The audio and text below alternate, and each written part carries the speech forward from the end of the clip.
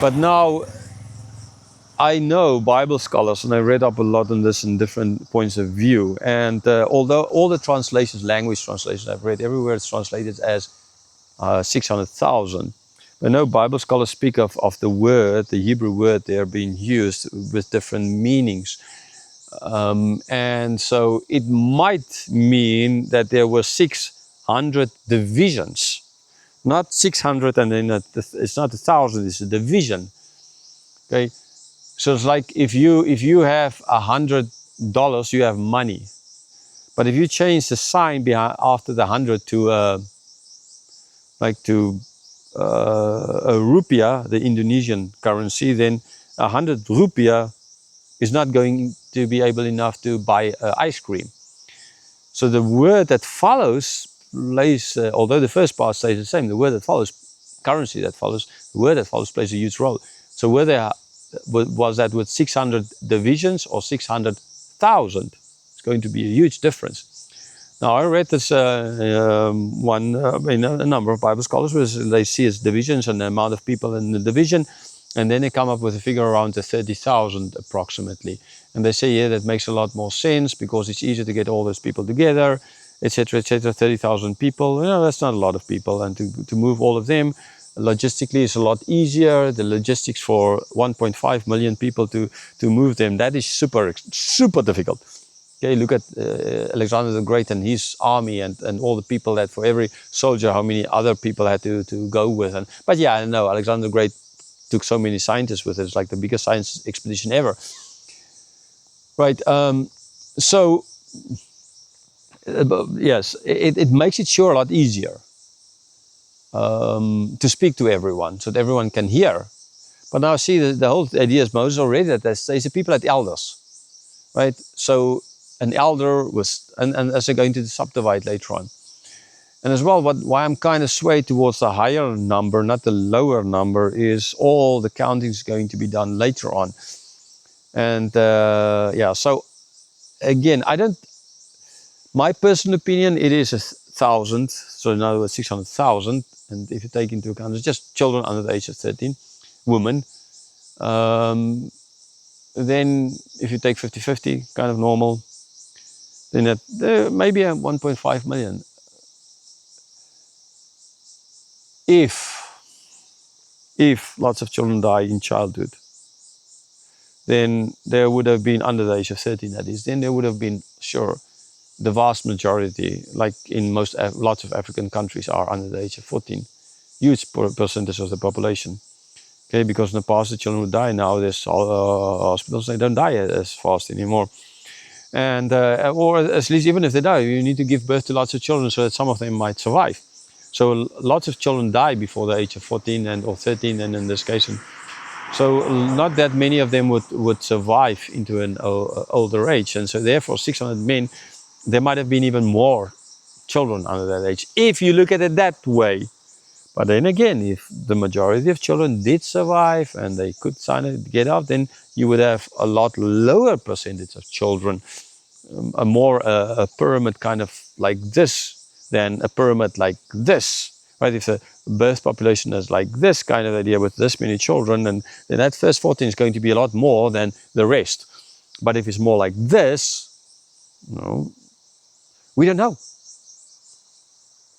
So if you look at maybe 1.5 million people, then 1.5 million is a lot of people, depending on which country you live in. The Vatican so they don't have that many people, or some other countries. But if you look at this part of the world, that's not that many people. And but still, yes, sure, it's logistically very difficult. But there's already a system kind of in place. And ultimately God was leading them. And it's going to be a fire that's up in the sky. So 1.5 million people, if I stand on a flat place and the one person standing in front of me, about 10 people around me can see me. But if I stand on a mountain top, then lots more people can see me. If you stand on something higher, lots of people can see you, can address lots of people. Like here in the mountains. So if I can see up there, but if I was all flat, I would not be able to see that far. So with the column and the cloud, protecting them or being as a guiding thing, they're up in the sky, many more people could see that. So I don't think it's unrealistic I think one problem that does exist is such a number of people would have left some kind of a footprint in that part of the world, like digging up the cutlery and all those kinds of stuff. But again, that is if you look at the fact, if you say, you know, they were just using metal plates and stuff like that, yeah, sure, going to find. But if they all just used kind of clay pots, especially in the desert, kind of, and in the winds and all of that, and you know, some of these things, yes, sure, they might, but a lot of it's going to be destroyed, and they might have had a certain way of destroying things so as to not bring in too much garbage. Like if you go to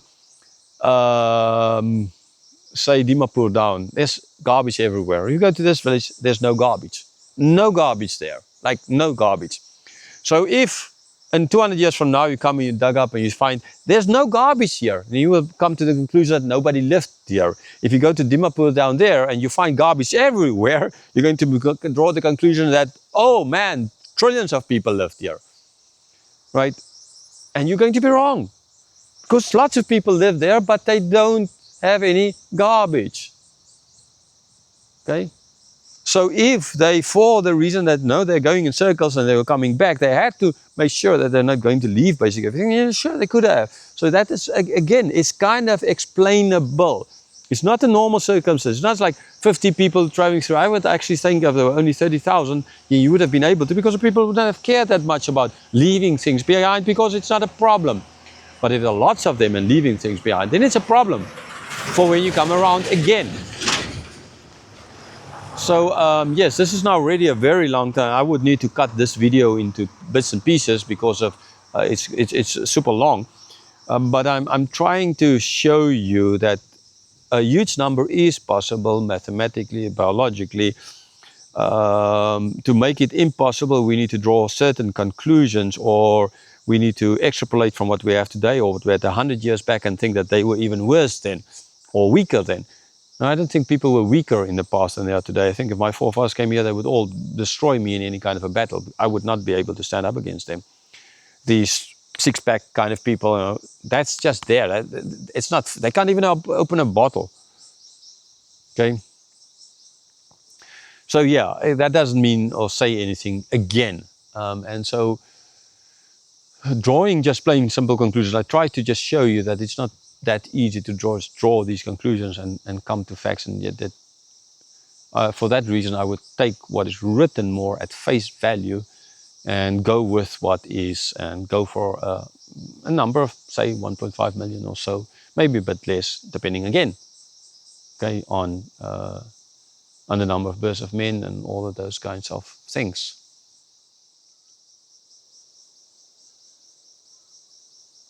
Okay, let's just look at the mountains, the sun behind the clouds. Oh, for interesting, they told me it rains a lot here, right? This is some of the wettest parts of the world, but the rain is more like rains and then it goes and rains and goes, kind of. It doesn't stay the whole day. It's like a winter rain area, like where I grew up, where the rains comes, like St. Petersburg, the clouds come and they stay for months. No, it comes and it's like this, a bit like today, this kind of weather.